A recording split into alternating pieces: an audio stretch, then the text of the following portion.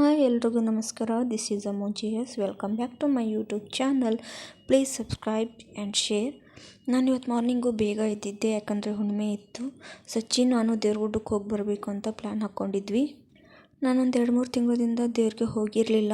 ಯಾವಾಗಲೂ ಪ್ರತಿ ಹುಣ್ಣಿಮೆಗೂ ನಾವಿಬ್ಬರು ಹೋಗ್ತಿದ್ವಿ ಜೊತೆಗೆ, ಬಟ್ ಹೋಗೋಕ್ಕಾಗಿರಲಿಲ್ಲ. ಹಾಗಾಗಿ ಈ ಹುಣ್ಣಿಮೆಗೆ ಜೊತೆಗೆ ಹೋದ್ರಾಯ್ತು ಅಂತ ಅಂದ್ಕೊಂಡು ಬೇಗ ಎದ್ದು ಸ್ನಾನ ಮುಗಿಸಿ ಮನೆ ಕ್ಲೀನ್ ಮಾಡಿಕೊಂಡು ದೇವ್ರ ಪೂಜೆ ಮುಗಿಸ್ಕೊಂಡೆ.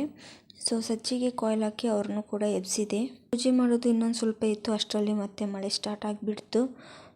ಹೋದರೆ ಸುಮ್ಮನೆ ತೊಯಿಸ್ಕೊಂಡೇ ಹೋಗಬೇಕು ಅಂತ ಇಲ್ಲೇ ಲೋಕಲ್ಲಿರೋ ಗುಡ್ದೈನ ಗುಡಿಗೆ ಹೋಗಿ ಬಂದರು ಸಜ್ಜಿ.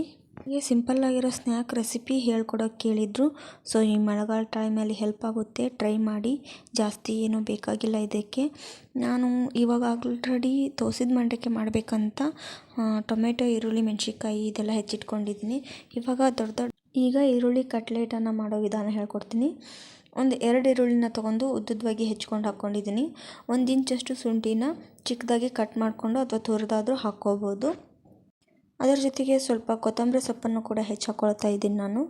ಇವಾಗ ಸ್ವಲ್ಪ ಬ್ಯಾಡಗಿ ಚಿಲ್ಲಿ ಪೌಡ್ರನ್ನು ಹಾಕ್ಕೊತಿದ್ದೀನಿ. ನೀವು ಖಾರ ಹೇಗೆ ತಿಂತೀರೋ ಅದ್ರ ಮೇಲೆ ಡಿಪೆಂಡು. ನಮಗೆ ಇದು ಖಾರ ಸರಿ ಹೋಗುತ್ತೆ. 1 ಚಮಚ ಮತ್ತು 1 ಚಮಚ ಜೀರಿಗೆ ಮತ್ತು ಸ್ವಲ್ಪ ಉಪ್ಪನ್ನು ಹಾಕ್ಕೊಳ್ತಾ ಇದ್ದೀನಿ. ಹಾಗೆ 1 ಟೇಬಲ್ ಸ್ಪೂನಷ್ಟು ಒಳ್ಳೆಣ್ಣೆನ ಹಾಕ್ಕೊಳ್ತಾ ಇದ್ದೀನಿ ಅದಕ್ಕೆ. ಇವಾಗ ನಾನು ಸೇರಿಸ್ತಾ ಇರೋದು ಅಕ್ಕಿ ಹಿಟ್ಟನ್ನು. ಈ ಹಿಟ್ಟು ಬಿಟ್ಟು ನಾನು ಬೇರೆ ಯಾವುದೇ ಹಿಟ್ಟನ್ನು ಸೇರಿಸ್ತಾ ಇಲ್ಲ. ಓನ್ಲಿ ಅಕ್ಕಿ ಹಿಟ್ಟನ್ನು ಮಾತ್ರ ಸೇರಿಸ್ತಾ ಇದ್ದೀನಿ. ಯಾವುದೇ ಮೇದ ಆಗಲಿ ಅಥವಾ ಕಡಲೆ ಹಿಟ್ಟು, ಗೋಧಿ ಹಿಟ್ಟು ಯಾವುದನ್ನು ಸೇರಿಸ್ತಾ ಇಲ್ಲ. ಅಕ್ಕಿ ಹಿಟ್ಟು ಜೊತೆಗೆ ನಾನು ಇವಾಗ ಏನು ಹೇಳಿದ್ನಲ್ಲ ಅದನ್ನೆಲ್ಲ ಸೇರಿಸಿ ಇದನ್ನು ಚೆನ್ನಾಗಿ ಕಲಿಸ್ಕೋಬೇಕು. ಮೇನ್ ಇದು ಕಲಿಸ್ಕೊಳ್ಳೋದ್ರಲ್ಲೇ ಇರೋದು. ಇದನ್ನು ಜಾಸ್ತಿ ತೆಳುವಾಗಿ ಹಾಗೂ ಗಟ್ಟಿಯಾಗಿ ಕಲಿಸ್ಕೋಬಾರ್ದು. ನಮ್ಮ ಕೈಗೆ ಶೇಪ್ ಬರೋ ಥರ ನಮ್ಮ ಕೈಲಿ ಇರಬೇಕದು.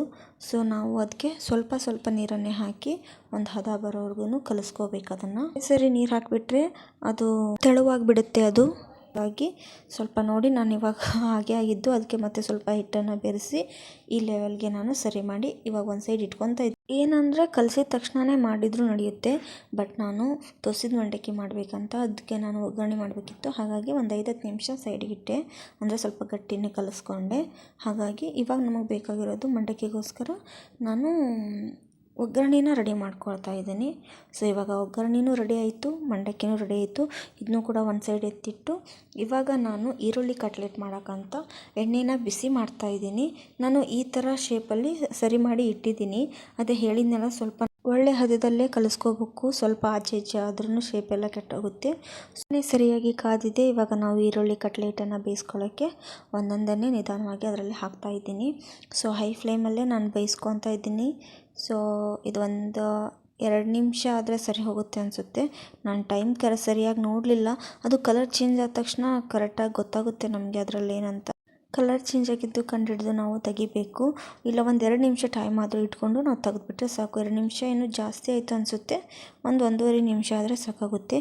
ನಾನು ಮತ್ತೊಂದು ಸರಿ ಇವಾಗ ನಮ್ಮಲ್ಲಿ ಮಿಕ್ಕಿರೋ ಹಿಟ್ಟನ್ನು ಮತ್ತೊಂದು ಸರಿ ಈರುಳ್ಳಿ ಕಟ್ಲೆಟ್ನ ನಾನು ಬಿಡ್ತಾ ಇದ್ದೀನಿ. ಇದು 2 ಸರಿ ನಾನು ಬೇಯಿಸ್ಕೊಂಡು ತೆಗೆದೆ. ನಮಗಷ್ಟೇ ಕಲಿಸಿದ್ದು ನಾನು. ಅಷ್ಟು ರೆಡಿ ಆಯಿತು. ನೀವು ನೋಡ್ತಾ ಇರಬಹುದು. ನಿಮಗೆ ನನ್ನ ಮೊಬೈಲ್ ಕ್ಯಾಮ್ರಾದಲ್ಲಿ ಯಾವ ಥರ ಕಾಣ್ತಿದೆಯೋ ನಂಗೆ ಗೊತ್ತಿಲ್ಲ, ಮತ್ತು ಟೇಸ್ಟ್ ಮಾತ್ರ ಚೆನ್ನಾಗಿದೆ. ನಾನಿವಾಗ ಇದನ್ನು ತೋಸಿದ ಮಂಡಕ್ಕಿ ಜೊತೆಗೆ ಈರುಳ್ಳಿ ಕಟ್ಲೆಟ್ನ ಹಾಕಿ ಸಜ್ಜಿಗೆ ಕೊಟ್ಟೆ. ನಾವೆಲ್ಲ ಹಂಗೆ ಕರೆದ್ರೆ, ಆದರೆ ಇದಕ್ಕೆ ಒಗ್ಗರಣೆ ಮಂಡಕ್ಕಿನೂ ಅಂತಾರಂತೆ. ಒಗ್ಗರಣೆ ಮಂಡಕ್ಕಿ ರೆಡಿ ಆಯಿತು. ಗುರುಪೌರ್ಣಿಮೆ ಇರೋದ್ರಿಂದ ನಾನು ಸಂಜೆ ಕಡೆ ಸ್ವೀಟ್ ಮಾಡೋಣ ಅಂತ ಅಂದ್ಕೊಂಡೆ.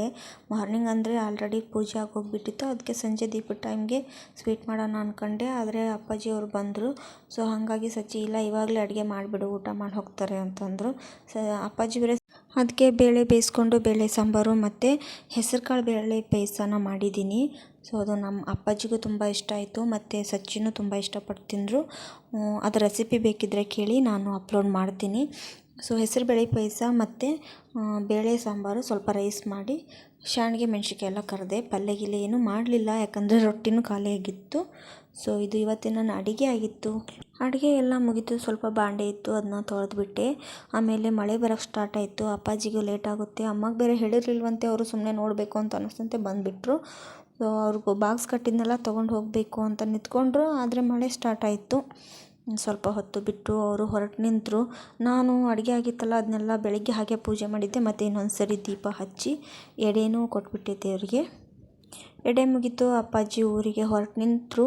ಸೊ ದೇವ್ರಿಗೆ ಕೈ ಮುಕ್ಕೊಂಡು ಅವ್ರು ಹೋದರು. ಅವ್ರು ಹೋದಾದ್ಮೇಲೆ ನಾವು ಕೂಡ ದೇವಸ್ಥಾನಕ್ಕೆ ಹೋಗಬೇಕಿತ್ತು. ಸಾಯಿಬಾಬಾ ದೇವಸ್ಥಾನಕ್ಕೆ ಹೋಗೋಣ ಅಂತ ರೆಡಿ ಆದ್ವಿ. ಸೊ ನಾವಿಬ್ಬರು ರೆಡಿಯಾಗಿ ನಾವು ಕೂಡ ದೇವಸ್ಥಾನಕ್ಕೆ ಹೊರಟ್ವಿ. ಹೋಗಬೇಕಾದ್ರೆ ಅರ್ಧ ದಾರಿ ಏನು ಮಳೆ ಇರಲಿಲ್ಲ. ಇನ್ನೇನು ದೇವಸ್ಥಾನ ಹತ್ತಿರ ಬಂತು, ಮಳೆ ಸ್ಟಾರ್ಟ್ ಆಗಿಬಿಡ್ತು. ಇವತ್ತು ಗುರುಪೌರ್ಣಿಮೆ ಇರೋದ್ರಿಂದ ಜನಗಳೆಲ್ಲ ದೇವ್ರಿಗೆ ಹೋಗ್ತಾಯಿದ್ರು. ಸೊ ಕದ್ರಮಂಡ್ಲಿಗೆ ರೋಡೆಲ್ಲ ಇವತ್ತು ಜನನೇ ತುಂಬಿದ್ರು. ಈ ಶ್ರಾವಣ ಹೋಗೋವರೆಗೂ ಆ ರೋಡ್ ಯಾವಾಗಲೂ ಹೀಗೆ ಫುಲ್ಲಾಗಿರುತ್ತೆ. ಮೇನ್ ರೋಡಿಂದನೇ ಲೈಟಿಂಗ್ಸ್ ಎಲ್ಲ ಹಾಕಿ ಚೆನ್ನಾಗಿ ಡೆಕೋರ್ ಮಾಡಿದ್ರು. ಹಾಗೆ ದೇವಸ್ಥಾನ ಫುಲ್ ರಶ್ ಇತ್ತು. ನಾವು ದಾಟ್ಕೊಂಡು ಹೋಗೋದೇ ತುಂಬ ಕಷ್ಟ ಆಯಿತು. ಯಾಕಂದರೆ ನೋಡ್ತಿರ್ಬೋದು ಜನ ಎಲ್ಲ ಎಷ್ಟಿದ್ದಾರೆ ಅಂತ.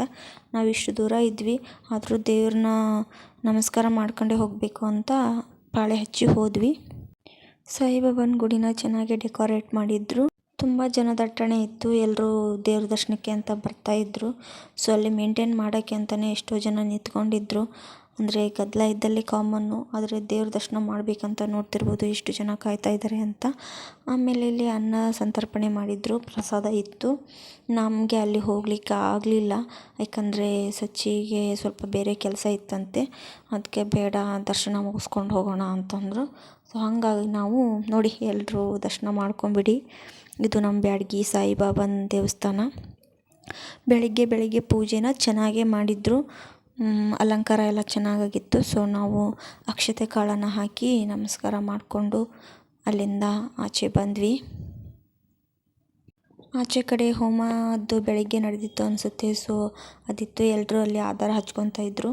ನಾವು ಸ್ವಲ್ಪ ನಮಸ್ಕಾರ ಮಾಡಿ ಅಲ್ಲಿದ್ದು ಆಧಾರ ತೊಗೊಂಡು ಹಚ್ಕೊಂಡ್ವಿ. ಪ್ರಸಾದ ಸಿಕ್ತು, ಹೂವು ಮತ್ತು ಆಧಾರ ಸಿಕ್ತು. ಅದನ್ನ ತೊಗೊಂಡು ಆಚೆ ಬಂದ್ವಿ. ಸ್ವಲ್ಪ ನನ್ನ ಫ್ರೆಂಡ್ಸು ಸಿಕ್ಕಿದ್ರು. ಆಮೇಲೆ ನಮ್ಮ ಸಚ್ಚಿ ಗೊತ್ತಿರೋ ರಿಲೇಷನ್ಸು ಸಿಕ್ಕಿದ್ರು, ಫ್ರೆಂಡ್ ಸರ್ಕಲ್ಲು.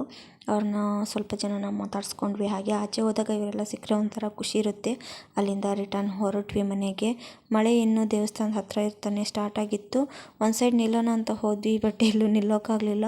ಹಾಗೆ ಸ್ವಲ್ಪ ಮುಂದೆ ಬಂದು ನಾವು ಮೊದಲೆಲ್ಲ ಟೀಚರ್ಸ್ ಕಾಲೋನಿ ಒಳಗಿದ್ವಿ. ಅಲ್ಲಿ ಸೈಡ್ ಸಚ್ಚಿ ಗಾಡಿ ಹಾಕಿದ್ರು. ಅಲ್ಲೇ ಸ್ವಲ್ಪ ನಿಂತ್ಕೊಂಡು ದೇವಸ್ಥಾನಕ್ಕೆ ಹೋದವ್ರಿಗೂ ಒಳ್ಳೇದಾಗಲಿ, ಹೋಗ್ಲಿಲ್ದವರು ಕೂಡ ಇಲ್ಲೇ ದರ್ಶನ ಮಾಡ್ಕೊಳ್ಳಿ. ನಿಮಗೆಲ್ಲ ಒಳ್ಳೇದಾಗಲಿ, ಸಾಯಿಬಾಬಾ ನಿಮಗೆಲ್ಲ ಒಳ್ಳೇದು ಮಾಡಲಿ.